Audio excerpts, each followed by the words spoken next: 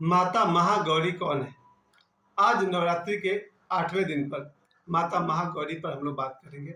माता महागौरी को याद करते ही मेरे मन में जो पहली बात आती है वो यही है कि मेरी धर्मपत्नी जो मुन्नी सिंह थी, उनका जन्म भी इसी दुर्गा पूजा के अष्टमी के दिन हुआ था। आश्विन में वो जो आता है, अक्टूबर महीना में जो दुर्गा पूजा आता है, उसमें जो 8वां दिन है, महागौरी का दिन है, उसी दिन मेरी धर्मपत्नी मंजू देवी का जन्म हुआ था। वापस लौटते हैं माँ महागौरी पर। जैसा कि उनका नाम ही पड़ा है महागौरी, ये बहुत गोरी थी, बहुत सुंदर तो थी ही, बहुत गोरी भी थी। और वो इसलिए भी कहा जाता है कि जब माता पार्वती ने भगवान शिव के को वर के रूप में पाने के लिए घोर तपस्या की थी, तब वो तपस्या से वो काली पड़ गई थी। होता ना, हो सकता है वो धूप में बैठ के तपस्या करती हो, या भोजन पर ध्यान नहीं रखती हो, समय पर भोजन नहीं, पानी नहीं। तपस्या तो बहुत ही कठोर था ही उनका। तो कठोर तपस्या के कारण माता पार्वती जो है काली पड़ गई।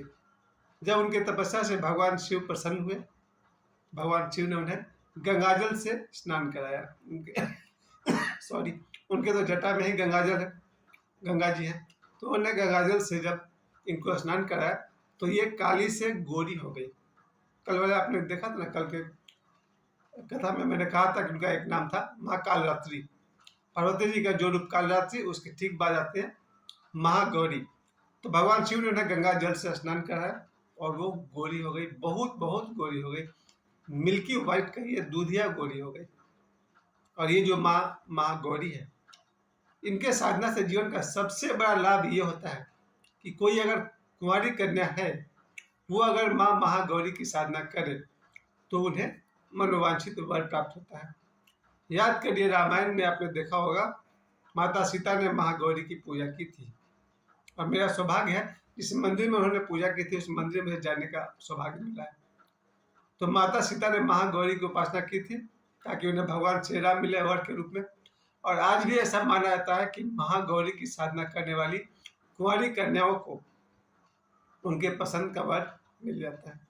महागौरी के विषय में और भी कुछ कहा जा सकता है, जैसे कि वो बैल की सवारी करती है, उनके 4 हाथ दिखाए गए हैं, और माता दुर्गा का 8वां स्वरूप। और कल जो आने वाला है श्री राम नवमी, और जो 9वां रूप है माँ का सिद्धिदात्री, उस पर हम कल बात करेंगे। लेकिन श्री राम नवमी पर मैं एक बात आपको जरूर कहना चाहता हूँ। भगवान श्री राम एक बात पर बहुत ही यूनिक है, अद्वितीय है। हालांकि उनके बाद में वैसी घटना फिर दोबारा भी घटी है, लेकिन भगवान श्री राम के विषय में सबसे जरूरी बात मैं यही कहूँगा, उनके पिताजी राजा दशरथ के अनेक रानियां थी। ये तो हम सब ने सुना है कि 3 रानियां थी, कौशल्या जी, सुमित्रा जी और कैकेयी जी। उसके अलावा भी उनकी हजारों रानियां थी। डॉक्टर नरेंद्र श्रीमाली जी ने अपने प्रवचन में कहा था कि 8000 रानियां थी राजा दशरथ की, और राजा जनक की 300 रानियां थी। ये इसलिए कहा गया है, पुराने जमाने में राजाओं के पास बहुत सारी रानियां होती थी, और दूसरे राजा उनको इसी आधार पर तौलते थे कि कौन सा राजा के पास कितनी रानी है, वो उतने ही ताकतवर है। पुराने जमाने में जो राजा होते थे, उनकी सैकड़ों हजारों रानियां इसलिए होती थी ताकि पता चले कि वो कितने रानियों को रखने की वो कैपेसिटी रखते हैं। अभी आपने एक बार में पूछा था अपने एक दोस्त से कि अकबर की कितनी रानियां थी, उसने कहा बहुत सारा, शायद 80, 90 या 300 ऐसा कुछ कहा था। तो जब अकबर जैसा राजा 80, 90, 100 रानियां रख सकता है, तो क्या राजा दशरथ इतने दिनहीन गरीब कंगाल तो नहीं थे कि वो 8000 रानियां नहीं रख सके? ये संभव है। पुराने समय में जो राजा हुआ करते थे, उनके पास हजारों रानियां हुआ करती थी।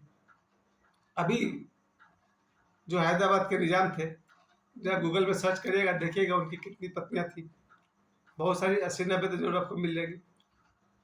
तो आज के युग में अगर कोई कहे कि किसी की 80, 90 वाइफ्स है, होता होगा, जिसकी जितनी कैपेसिटी। मेरे जैसा गरीब आदमी का एक भी नहीं है। किसी किसी की एक पत्नी है, वो एक ही पत्नी को रखने में परेशान है।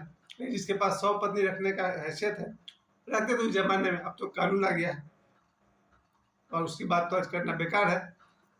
खैर, वापस लौटते हैं भगवान श्री राम पर। भगवान श्री राम की यूनिक बात यह थी कि उस जमाने में जहाँ एक तरफ राजाओं के पास अनेक रानियां होती थी। स्वयं उनके पिताजी की 3 पत्नियां और हजारों रानियां थीं। मैं एक दिन गूगल में सर्च करके देख रहा था, अरे दशरथ की कितनी रानियां थी? उसने बताया था सैकड़ों रानियां थी। शिवाजी ने बताया कि 8,000 रानियां थी। उस परिवार में जन्मे हुए भगवान श्री राम, जब उनका विवाह हुआ तो उन्होंने अपने धर्मपत्नी माता सीता से कहा था कि राम के जीवन में अब दूसरा कोई नहीं आएगा। और वही हुआ। भगवान श्री राम ने जीवन भर माता सीता के अलावा कभी किसी अन्य स्त्री को पत्नी का स्थान नहीं दिया, और मुझे लगता है कभी किसी और का विचार भी नहीं किया। यूनिक है ये बात, इसलिए भी यूनिक है कि भगवान राम के ठीक 2500 साल भगवान श्री कृष्ण आते हैं, जिनकी अनेक अनेक रानियां और बहुत सारी गोपियां और राधा जी स्पेशल, और 3 देवियां तो घर में है, रुक्मिणी, जामवंती और भूल गया मैं, रुक्मिणी, जामवंती, सत्यभामा। 8 रानियां तो घर में ऐसे ही है। 16,000 उधर से है, राधा जी अकेले काफी है। तो ये भगवान का कृष्ण अवतार अलग ही था। इससे पहले भगवान का राम अवतार, जिसमें सिर्फ एक है, सीता। मुझे इस बात के लिए बहुत बहुत आश्चर्य होता है कि कैसे किसी एक व्यक्ति को सिर्फ एक ही स्त्री से प्रेम हुआ और वही प्रेम रह गया। भगवान राम जैसे राजा वाले हैसियत के व्यक्ति, जिनके पास इतना धन दौलत सब कुछ था, उनके मन में कभी भगवान माता सीता के अलावा और कोई कामना उठी ही नहीं। मुझे आश्चर्य था, क्योंकि मैं एक आदमी हूँ, मैं अपने जीवन को, अपने मन को झांक कर देखता हूँ, बड़ी मुश्किल है। लेकिन भगवान श्री राम के लिए यही तो यूनिक बात है।